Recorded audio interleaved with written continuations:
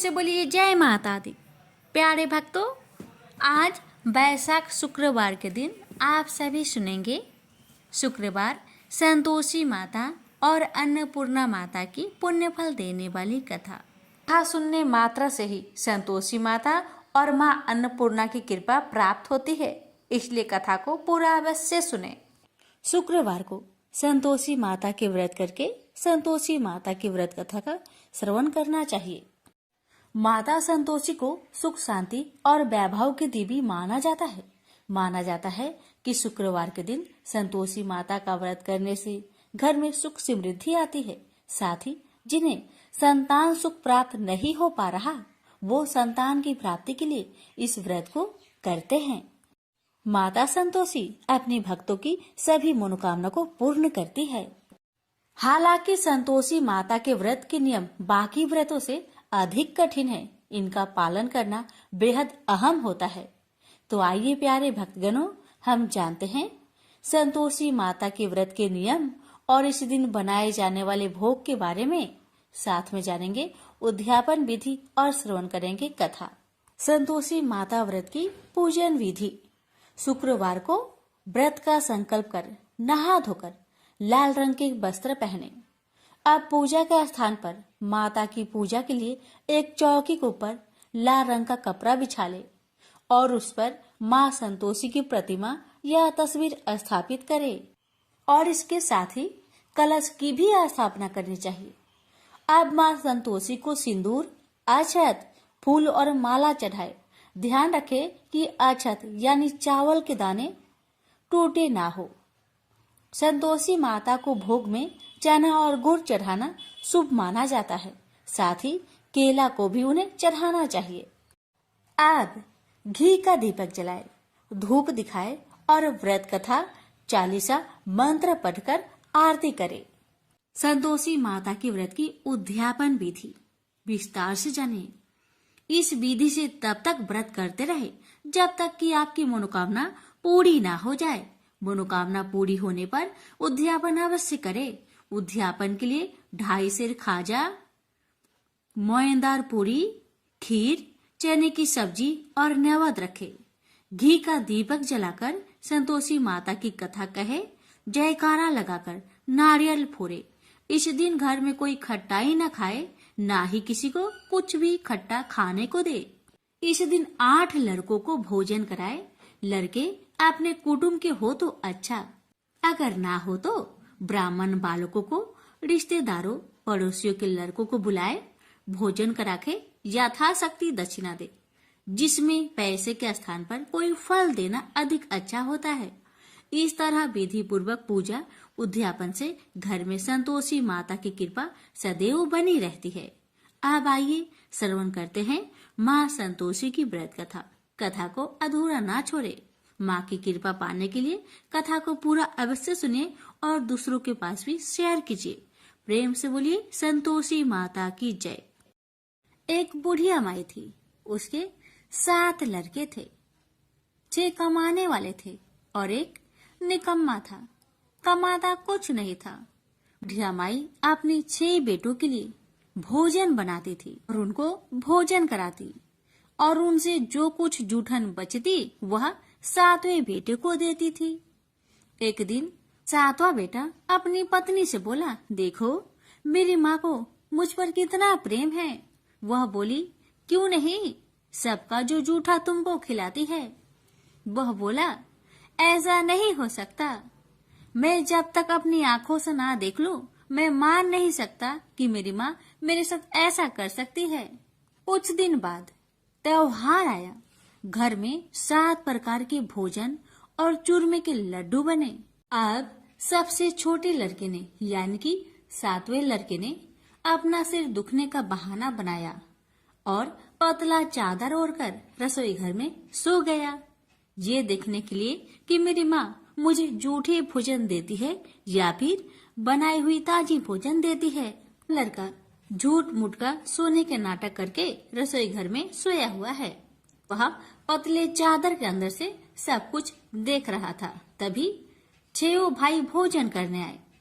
उसने देखा माँ ने उनके लिए सुंदर आसन बिछाया, नाना प्रकार की रसोई परोसी और आग्रह करके उन्हें जिमाया और वह देखता रहा। अब 6 भाइयों ने भोजन करके उठा, तब माँ ने क्या किया कि उनकी बची हुई भोजन, जूठी भोजन थालियों में से इकट्ठा करके सभी लड्डुओं के टुकड़ों को उठाकर एक लड्डू बनाया और सभी जूठन को साफ करके बुढ़िया ने अपने सबसे छोटे लड़के को पुकारा, बेटा 6 भाई भोजन करके चले गए, अब तू ही बाकी है, उठ और खाना खा ले। तब वह बेटा कहने लगा, माँ मुझे आज भूख नहीं लगा है, मुझे भोजन नहीं करना, मैं अब जहाँ नहीं रहूंगा, मैं परदेश चला जाऊंगा। अपने बेटे की बातें सुन माँ ने कहा, बेटा तू कल जाना चाहता है ना, कल क्यों जाएगा, तुम आज ही चला जा। तब बेटा बोला, हाँ माँ मैं आज ही चला जा रहा हूँ। यह कहकर वह घर से निकल गया। चलते समय पत्नी की याद आई, वह गौशाला में उपले थाप रही थी।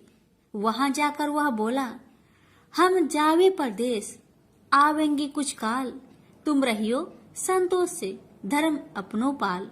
पत्नी बोली, जाओ पिया आनंद से, हमरो सोच हटाए, राम भरोसे हम रहे, ईश्वर तुम्हें सहाय। 2 निशानी आपन, देख धरो में धीर, सुधी मती हमारी, बिसारियो रखियो मन गंभीर। पति बोला, मेरे पास तो कुछ नहीं, यह अंगूठी है, सुले और अपने कुछ निशानी मुझे भी दे।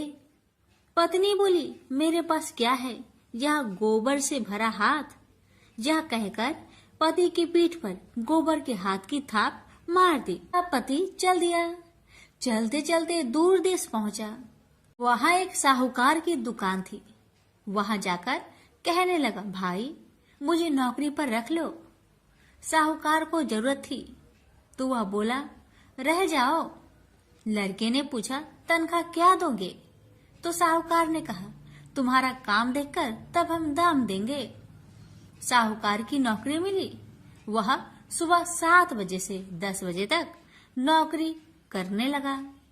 कुछ दिनों में दुकान का सारा लेन देन, हिसाब किताब, ग्राहकों को माल बेचना, सारा काम करने लगा। साहूकार के 7-8 नौकर थे। वे सब चक्कर खाने लगे। यह तो बहुत होशियार बन गया है। सेठ ने भी काम देखा और 3 महीने में ही उसे आधे मुनाफे का हिस्सेदार बना लिया। वह कुछ वर्ष में ही नामी सेठ बन गया और मालिक सारा कारोबार उस पर छोड़कर चला गया। इधर पति की अनुपस्थिति में उसकी पत्नी को सास ससुर दुख देने लगे। सारी गृहस्थी का काम करा के उसे लकड़ी लेने जंगल में भेजते हैं। इस बीच घर के आटे से जो भूसी निकलती उसकी रोटी बनाकर रख दी जाती और उसके साथ ही फूटे नारियल की नारेली में पानी। एक दिन वह लकड़ी लेने जा रही थी। रास्ते में बहुत सी स्त्रियां संतोषी माता की व्रत करते दिखाई दी। वह लड़की खड़ी होकर कथा सुनने लगी और पूछा, बहनों तुम किस देवता की व्रत करती हो और उसके करने से क्या फल मिलता है? यदि तुम इस व्रत का विधान मुझे समझाकर कहोगी तो मैं तुम्हारा बड़ा एहसान मानूंगी। तब उनमें से एक स्त्री बोली, सुनो बहन, यह संतोषी माता का व्रत है। इसके करने से निर्धनता, दरिद्रता का नाश होता है और जो कुछ मन में कामना हो सब संतोषी माता की कृपा से पूरी होती है। तब उसने उससे व्रत की विधि पूछी। वह भक्तिनी स्त्री बोली, 1.25 आने का गुड़ चना लेना, इच्छा हो तो 5.25 आने का लेना या फिर 1.25 रुपए का भी सहूलियत के अनुसार लाना। बिना परेशानी और श्रद्धा व प्रेम से जितना भी बन पड़े 1.25 लेना। प्रत्येक शुक्रवार को निराहार रहकर कथा सुनना। इसके बीच कर्म टूटे नहीं, लगातार नियम पालन करते रहना। सुनने वाला कोई न मिले तो घी का दीपक जला उसके आगे या जल के पात्र के सामने रखकर कथा कहना। जब कार्य सिद्ध न हो नियम का पालन करना और कार्य सिद्ध हो जाने पर व्रत का उद्यापन करना। 3 मास में माता फल पूरा करती है। यदि किसी के ग्रह खोटे भी हो तो भी माता वर्ष भर में कार्य सिद्ध करती है। फल सिद्ध होने पर उद्यापन कर लेना चाहिए, बीच में नहीं। उद्यापन में 2.5 सेर आटे का खाजा तथा इसी परिमाण में खीर तथा चने का साग करना। 8 लड़कों को भोजन कराना। जहाँ तक मिले देवर जेठ भाई बंधु के हो, न मिले तो रिश्तेदारों और पास पड़ोसियों को बुलाना। उन्हें भोजन करा, यथाशक्ति दक्षिणा दे। माता का नियम पूरा करना। उस दिन घर में खटाई न खाना। यह सुन बुढ़िया माई के लड़के की बहू चल दी। रास्ते में लकड़ी की बोझ को बेच दिया और उन पैसों से गुड़ चना ले माता की व्रत की तैयारी कर आगे चली और सामने मंदिर देखकर पूछने लगी, यह मंदिर किसका है? सब कहने लगे, संतोषी माता का मंदिर है। यह सुनकर माता के मंदिर में जाकर चरणों में लौटने लगी। दीन हो विनती करने लगी, माँ मैं निपट अज्ञानी हूँ, व्रत के कुछ भी नियम नहीं जानती, मैं दुखी हूँ। हे माँ जगत जननी मेरा दुख दूर कर, मैं तेरी शरण में आई हूँ। माता को दया आई। एक शुक्रवार बीता कि दूसरे को उसके पति का पत्र आया और तीसरे शुक्रवार को उसका भेजा हुआ पैसा आ पहुंचा। यह देख जेठ जेठानी मुंह से रोकने लगी। लड़के ताने देने लगे। काकी के पास पत्र आने लगे, रुपया आने लगा। अब तो काकी की खातिर बढ़ेगी। बेचारी सरलता से कहती, भैया कागज आवे रुपया आवे, हम सब के लिए अच्छा है। ऐसा कहकर आंखों में आंसू भरकर संतोषी माता के मंदिर में आ मातेश्वरी के चरण में गिरकर रोने लगी। माँ मैंने तुमसे पैसा कब मांगा है माँ? मुझे पैसे से क्या काम है माँ? मुझे तो अपने सुहाग से काम है। मैं तो अपने स्वामी के दर्शन मांगती हूँ माँ। तब माता ने प्रसन्न होकर कहा, जा बेटी तेरा स्वामी आएगा। यह सुनकर खुशी से बावली होकर घर जा पहुंची, अपना काम काज करने लगी। अब संतोषी माँ विचार करने लगी, इस भोली पुत्री को मैंने कह तो दिया कि तेरा पति आएगा, लेकिन कैसे? वह तो इसे सपने में भी याद नहीं करता। उसे याद दिलाने को मुझे ही जाना पड़ेगा। इस तरह माता जी उस बुढ़िया के बेटे के पास जा सपना में प्रकट हो कहने लगी, साहूकार के बेटे तुम सो रहा है या जागता है? वह कहने लगा, माता मैं सोता भी नहीं जागता भी नहीं, कहो क्या आज्ञा है? माता कहने लगी, तेरे घर बार कुछ है कि नहीं? वह बोला, मेरे पास सब कुछ है माँ। माँ बाप है, पत्नी है, क्या कमी है माँ? माँ बोली, भोले पुत्र तेरी पत्नी घोर कष्ट उठा रही है, तेरे माँ बाप उसे परेशान कर रहे हैं, वह तेरे लिए तरस रही है, तू उसकी सुधि ले। वह बोला, हाँ माता जी यह तो मालूम है, परंतु जाऊं तो कैसे? परदेश की बात है, लेन देन का कोई हिसाब नहीं है, कोई जाने का रास्ता भी नहीं आता, कैसे चला जाऊं? माँ कहने लगी, मेरी बात मान, सवेरे नहा धोकर संतोषी माता का नाम ले, घी का दीपक जला, दंडवत कर दुकान पर बैठ। देखते देखते तेरा सारा लेन देन चुक जाएगा, जमा का माल बिक जाएगा, साज होते होते धन का भारी ढेर लग जाएगा। माता की बात मानकर वह नहा धोकर संतोषी माता को दंडवत घी का दीपक जला। थोड़ी देर में देने वाले रुपए लाने लगे, लेने वाले हिसाब लेने लगे। कोठे में भरे सामान की खरीदारी नगद दाम में दे सौदा करने लगे। शाम तक धन का भारी ढेर लग गया। मन में माता का नाम ले चमत्कार देख प्रसन्न होकर घर ले जाने के वास्ते गहना कपड़ा सामान खरीदने लगा। यह काम से निपट तुरंत घर को रवाना हुआ।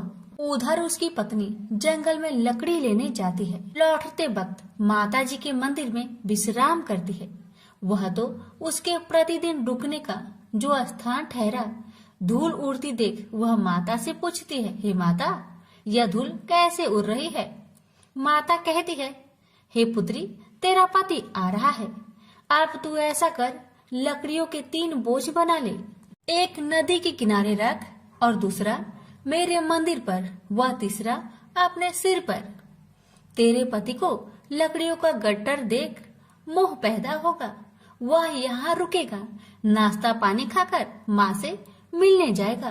तब तू लकड़ियों का बोझ उठाकर जाना और चौक में गट्टर डालकर जोर से आवाज देकर कहना, लो सासू जी, लकड़ियों का गट्टर लो, भूसी की रोटी दो, नारियल की खोपरे में पानी दो, आज मेहमान कौन आया है? माताजी बहुत अच्छा कहकर वह प्रसन्न मन से लकड़ियों के 3 गट्टर बनाई, एक नदी के किनारे पर और एक माताजी के मंदिर पर रखा। इतने में मुसाफिर आ पहुंचा। सूखी लकड़ी देख उसकी इच्छा उत्पन्न हुई कि हम यहीं पर विश्राम करें और भोजन बनाकर खा पी कर गाँव जाए। इसी तरह रुककर भोजन बना, विश्राम करके गांव को गया, सबसे प्रेम से मिला। उसी समय सिर पर लकड़ी का गट्टर लिए वह उतावली सी आती है, लकड़ियों का भारी बोझ आंगन में डालकर जोर से 3 आवाज देती है, लो सासू जी, लकड़ियों का गट्टर लो, भूसी की रोटी दो, आज मेहमान कौन आया है? यह सुनकर उसकी सास बाहर आकर अपने दिए हुए कष्टों को भुलाने हेतु कहती है, बहू ऐसा क्यों कहती है? तेरा मालिक ही तो आया है, आ बैठ, मीठा भात खा, भोजन कर, कपड़े पहन, गहने पहन। उसकी आवाज सुन उसका पति बाहर आता है, अंगूठी देख व्याकुल हो जाता है और माँ से पूछता है, माँ यह कौन है? माँ ने कहा, बेटा यह तेरी पत्नी है, जब से तू गया है तब से सारे गांव में भटकती फिरती है, घर का कामकाज कुछ नहीं करती, 4 पहर आकर खा जाती है। वह बोला, ठीक है माँ, मैंने इसे भी देखा और तुम्हें भी, अब दूसरे घर की ताली दो, मैं उसमें रहूंगा। माँ बोली, ठीक है, जैसी तेरी मर्जी। तब वह दूसरे मकान की 3री मंजिल का कमरा खोल सारा सामान जमाया। एक दिन में ही राजा के महल के जैसा ठाट बाट बन गया। अब क्या था, बहू सुख भोगने लगी। इतने में शुक्रवार आया। उसने पति से कहा, मुझे संतोषी माता का व्रत उद्यापन करना है। पति बोला, खुशी से कर लो। वह उद्यापन की तैयारी करने लगी। जेठानी के लड़कों को भोजन के लिए कहने गई। उन्होंने मंजूर किया, परंतु पीछे से जेठानी ने अपने बच्चों को सिखाया, देखो भोजन के समय खटाई मांगना, जिससे उसका उद्यापन पूरा ना हो। अब तो बच्चे जिमने आए, खीर खाना पेट भर के खाए, परंतु बाद में खाते ही कहने लगे, हमें खटाई दो, खीर खाना हमको नहीं भाता, देखकर आरुचि होती है। वह कहने लगी, भाई खटाई किसी को नहीं दी जाएगी, यह माँ संतोषी का प्रसाद है। लड़के उठ खड़े हुए, बोले, पैसे लाओ। भोली बहू कुछ जानती नहीं थी, वह उन बालकों को पैसे दे दिए। लड़के उसी समय हट करके इमली खटाई ले खाने लगे। यह देखकर बहू पर माताजी ने कोप किया। राजा के दूत उसके पति को पकड़कर ले गए। जेठ जेठानी मन माने वचन कहने लगे, लूट लूट कर धन इकट्ठा कर लाया है, अब सब मालूम पड़ जाएगा जब जेल की मार खाएगा। बहू से यह सहन नहीं हुआ। रोती हुई बहू माताजी के मंदिर गई, कहने लगी, हे माता, तुमने क्या किया? हंसाकर अब भक्तों को रुलाने लगी। माता बोली, बेटी तूने उद्यापन करके मेरा व्रत भंग किया है। वह कहने लगी, माता मैंने कुछ अपराध किया है क्या? मैंने तो भूल से लड़कों को पैसे दे दिए थे, मुझे क्षमा करो, मैं फिर तुम्हारा उद्यापन करूंगी। माँ बोली, अब भूल मत करना। माँ कहती है, अब भूल नहीं होगी, अब बतलाओ वो कैसे आएंगे? माँ बोली, जा पुत्री, तेरा पति तुझे रास्ते में आता मिलेगा। वह निकली, राह में पति आता मिला। वही पूछी, कहाँ गए थे? वह कहने लगा, इतना धन जो जमाया है उसका टैक्स राजा ने मांगा था, वह भरने गया था। वह प्रसन्न हो बोली, भला हुआ, अब घर को चलो, कुछ दिन बाद फिर शुक्रवार आया। फिर वह बोली, मुझे माता का उद्यापन करना है। पति ने कहा, करो पत्नी। फिर जेठ के लड़कों को भोजन को कहने गई। ठानी ने एक दो बातें सुनाई। सब लड़कों को सिखाने लगी, तुम सब लोग पहले ही खटाई मांगना। लड़के भोजन से पहले कहने लगे, हमें खीर नहीं खाना, हमारा जी बिगड़ता है, कुछ खटाई खाने को दो। वह बोली, खटाई किसी को नहीं मिलेगा, आना हो तो आओ। वह ब्राह्मण के लड़के को लाकर भोजन कराने लगी। यथाशक्ति दक्षिणा की जगह एक एक फल उन्हें दिया। संतोषी माता प्रसन्न हुई। माता की कृपा होते ही 9वें मास में उसके चंद्रमा के समान सुंदर पुत्र प्राप्त हुआ। पुत्र को पाकर प्रतिदिन माताजी के मंदिर में जाने लगी। माँ ने सोचा, यह रोज आती है, आज क्यों न आई, इसके घर चलो। यह विचार कर माता ने भयानक रूप बनाया। गुड़ चने से सना मुख, ऊपर सूर्य के समान होठ, उस पर मक्खियां भीन भीन कर रही थी। दहली पर पैर रखते ही उसकी सास चिल्लाई, देखो रे देखो, कोई चुड़ैल डाकिन चली आ रही है। लड़कों, इसे भगाओ, नहीं तो किसी को खा जाएगी। लड़के भागने लगे, चिल्लाकर खिड़की बंद करने लगे। बहू रोशनदान में देख रही थी। प्रसन्नता से पगली बन चिल्लाने लगी, आज मेरी माँ मेरे घर आई है, आज मेरी माता मेरे घर आई है। वह बच्चों को दूध पीने से हटाती थी। इतने में सास का क्रोध फट पड़ा। वह बोली, क्यों उतावली हुई है, बच्चे को पटक दिया।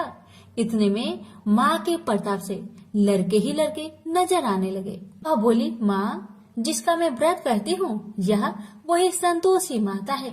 सबने माता जी के चरण पकड़ लिए और विनती कर कहने लगे, हे माता, हम मूर्ख हैं, अज्ञानी हैं, तुम्हारे व्रत की विधि हम नहीं जानते। व्रत भंग कर हमने बड़ा अपराध किया है। जग माता, आप हमारा अपराध क्षमा करो। इस प्रकार माता प्रसन्न हुई। बहू को प्रसन्न हो जैसा फल दिया, वैसा माता सबको दे। जो पढ़े उसका मनोरथ पूर्ण हो, जो सुने उसका भी मनोरथ पूर्ण हो। प्रेम से बोलिए, संतोषी माता की जय। एक समय की बात है। काशी निवासी धनंजय की पत्नी का नाम सुलक्षणा था। उसे अन्य सब सुख प्राप्त थे, केवल निर्धनता ही उसके दुख का एकमात्र कारण थी। यह दुख उसे हर समय सताता रहता था। एक दिन सुलक्षणा पति से बोली, स्वामी, आप कुछ उद्यम करो तो काम चले। इस प्रकार कब तक काम चलेगा? सुलक्षणा की बात धनंजय के मन में बैठ गई और वह उसी दिन विश्वनाथ शंकर जी को प्रसन्न करने के लिए बैठ गया और कहने लगा, हे देवाधिदेव विश्वेश्वर, मुझे पूजा पाठ कुछ नहीं आता है, केवल आपके भरोसे बैठा हूँ। इतनी विनती करके वह 2-3 दिन भूखा प्यासा बैठा रहा। यह देखकर भगवान शंकर ने उसके कान में अन्नपूर्णा अन्नपूर्णा अन्नपूर्णा इस प्रकार 3 बार कहा। यह कौन क्या कह गया? इसी सोच में धनंजय पड़ गया कि मंदिर से आते ब्राह्मणों को देखकर पूछने लगा, पंडित जी, अन्नपूर्णा कौन है? ब्राह्मणों ने कहा, तू अन्न छोड़कर बैठा है, सो तुझे अन्न की बात सूझती है, जा घर जाकर अन्न ग्रहण कर। धनंजय घर गया, स्त्री से सारी बात कही। वह बोली, नाथ, चिंता मत करो, स्वयं शंकर जी ने यह मंत्र दिया है, वे स्वयं ही खुलासा करेंगे, आप फिर जाकर उनकी आराधना करो। धनंजय फिर जैसा कि तैसा पूजा में बैठ गया। रात्रि में शंकर जी ने आज्ञा दी और कहा, तू पूर्व दिशा में चला जा, वहां अन्नपूर्णा का नाम जपता जाता और रास्ते में फल खाता, झरनों का पानी पीता जाता। इस प्रकार कितने ही दिनों तक चलता गया। वहां उसे चांदी सी चमकती वन की शोभा देखने में आई। सुंदर सरोवर देखने में या उनके किनारे कितनी ही अप्सराएं झुंड बनाए बैठी थी। एक कथा सुनाती और सब मिलकर माँ अन्नपूर्णा इस प्रकार बार बार कहती थी। जहाँ अगहन मास की उजेली रात्रि थी और आज से ही व्रत का प्रारंभ था। जिस शब्द की खोज करने वह निकला था वह उसे वहां सुनने को मिला। धनंजय ने उसके पास जाकर पूछा, हे देवियों, आप यहाँ क्या करती हो? उन सब ने कहा, हम माँ अन्नपूर्णा का व्रत करती हैं। धनंजय ने पूछा, व्रत पूजा करने से क्या होता है? यह किसी ने किया भी है? इसे कब किया जाए? कैसा व्रत है और कैसी विधि है? मुझसे भी विस्तार से बताओ। वे कहने लगी, इस व्रत को सब कोई कर सकते हैं। 21 दिन तक के लिए 21 गांठ का सूत लेना चाहिए। 21 दिन यानी न बने तो एक दिन उपवास करे, या भी ना बने तो केवल कथा सुनकर प्रसाद ले। निराहार रहकर कथा कहे, कथा सुनने वाला कोई न मिले तो पीपल के पत्तों को रख, सोपारी या घृत कुमारी वृक्ष को सामने कर, दीपक को साक्षी कर, सूर्य, गाय, तुलसी या महादेव को बिना कथा सुनाए मुख में दाना न डाले। यदि भूल से कुछ पड़ जाए तो एक दिवस फिर उपवास करे। व्रत के दिन क्रोध न करे और झूठ ना बोले। धनंजय बोला, इस व्रत के करने से क्या होगा? वे कहने लगी, इसके करने से अंधों को नेत्र मिले, लुल्लू को हाथ मिले, निर्धन के घर धन आए, बाझिन को संतान मिले, मूर्ख को विद्या आए। जो जिस कामना से व्रत करे माँ उसकी इच्छा पूरी करती है। वह कहने लगा, बहनों, मेरे पास भी धन नहीं है, विद्या नहीं है, कुछ भी तो नहीं है। मैं तो दुखिया ब्राह्मण हूँ। मुझे इस व्रत का सूत दोगी? हाँ भाई, तेरा कल्याण हो, हम तुम्हें अवश्य देंगे। ले, इस व्रत का मंगल सूत्र ले। धनंजय ने व्रत किया। व्रत पूरा हुआ तभी सरोवर में से 21 खंड की स्वर्ण सीढ़ी हीरा मोती जड़ी हुई प्रकट हुई। धनंजय अन्नपूर्णा अन्नपूर्णा कहता जाता था। इस प्रकार कितनी ही सीढ़ियां उतर गया तो क्या देखता है कि करोड़ों सूर्य से प्रकाशमान अन्नपूर्णा का मंदिर है। उसके सामने स्वर्ण सिंहासन पर माता अन्नपूर्णा विराजमान है। सामने भिक्षा हेतु शंकर भगवान खड़े हैं। देवांगनाएं चवर डुलाती है। कितनी ही हथियार बांधे पहरा देती है। धनंजय दौड़कर जगदम्बा के चरणों में गिर गया। देवी उसके मन का कलेश जान गई। धनंजय कहने लगा, माता, आप तो अंतर्यामी हो, आपको अपनी दशा क्या बताऊं?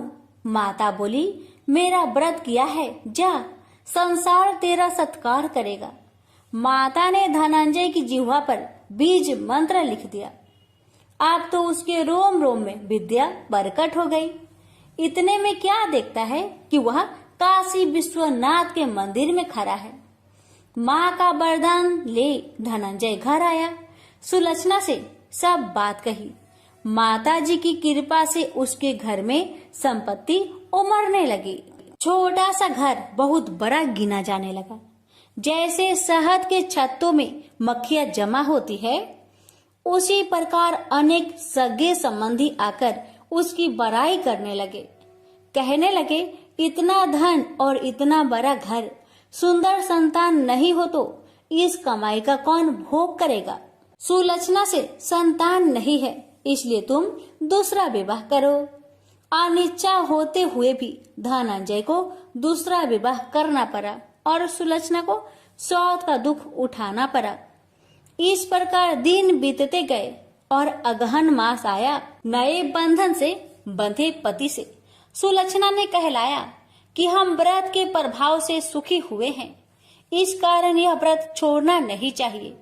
यह माता जी का प्रताप है जो हम इतने संपन्न और सुखी हैं। सुलक्षणा की बात सुन धनंजय उसके यहाँ आया और व्रत में बैठ गया। नई बहू को इस व्रत की खबर नहीं थी। वह धनंजय की आने की राह देख रही थी। दिन बीतते गए और व्रत पूर्ण होने में 3 दिवस बाकी थे कि नई बहू को खबर पड़ी। उसके मन में ईर्ष्या की ज्वाला दहकने लगी थी। सुलक्षणा के घर आ पहुंची और उसने वहां भगदड़ मचा दी। वह धनंजय को अपने साथ ले गई। नए घर में धनंजय को थोड़ी देर के लिए निंद्रा ने आ दबाया। इसी समय नई बहू ने उसका व्रत का सूत तोड़कर आग में फेंक दिया।